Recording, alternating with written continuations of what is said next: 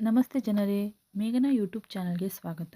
ಇವತ್ತು ನಾನು ಮೊಟ್ಟೆ ಪಲ್ಯ ಅಥವಾ ಎಗ್ ಬುರ್ಜಿ ಯಾವ ಥರ ಮಾಡಬೇಕಂತ ಹೇಳ್ಕೊಡ್ತಿದ್ದೀನಿ. 2 ಟೊಮೊಟೊ, 2 ಈರುಳ್ಳಿ, 2 ಹಸಿಮೆಣಸಿನ್ಕಾಯಿನ ತೊಗೊಂಡಿದ್ದೀನಿ.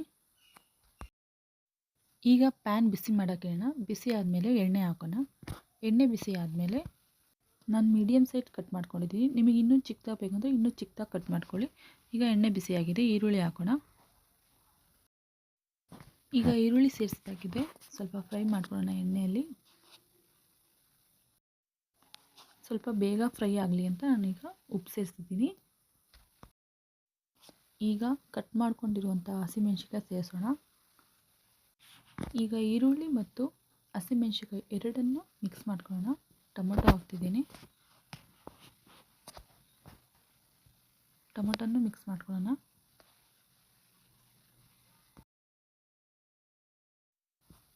ಈಗ ಎಲ್ಲವನ್ನು ಚೆನ್ನಾಗಿ ರೋಸ್ಟ್ ಮಾಡ್ಕೊಳ್ಳೋಣ ಸ್ವಲ್ಪ. ಈ ಟೈಮಲ್ಲಿ ನಾನು 4 ಮೊಟ್ಟೆ ತೊಗೊಂಡಿದ್ದೀನಿ. ಮೊಟ್ಟೆಗಳನ್ನ ಒಡೆದು ಹಾಕ್ತಿದ್ದೀನಿ.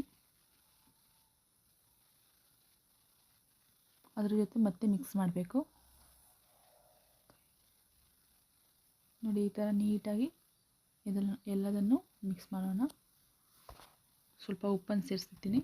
ಆಗಲೂ ಸೇರಿಸಿದ್ದೆ. ರುಚಿಗೆ ತಕ್ಕಷ್ಟೇ ಉಪ್ಪನ್ನು ಸೇರಿಸ್ಕೊಳ್ಳಿ. ನೋಡಿ ಯಾವ ಥರ ಬಂದಿದೆ. ಇಷ್ಟೇ ಸಿಂಪಲ್ಲಾಗಿ. ಟೈಮ್ ಇಲ್ಲ ಅಂದರೆ ಅರ್ಜೆಂಟಾಗಿ ಮಾಡ್ಕೋಬೋದು. ನೀವೊಂದು ಸಲ ಟ್ರೈ ಮಾಡಿ ಫ್ರೆಂಡ್ಸ್. ಜಾಸ್ತಿ ಖಾರ ಇಷ್ಟಪಡದೇ ಇರೋರು ಈ ಥರ ಮಾಡ್ಕೊಂಡು ತಿನ್ಬೋದು. ಮಕ್ಕಳಿಗೂ ಮಾಡಿಕೊಡಿ.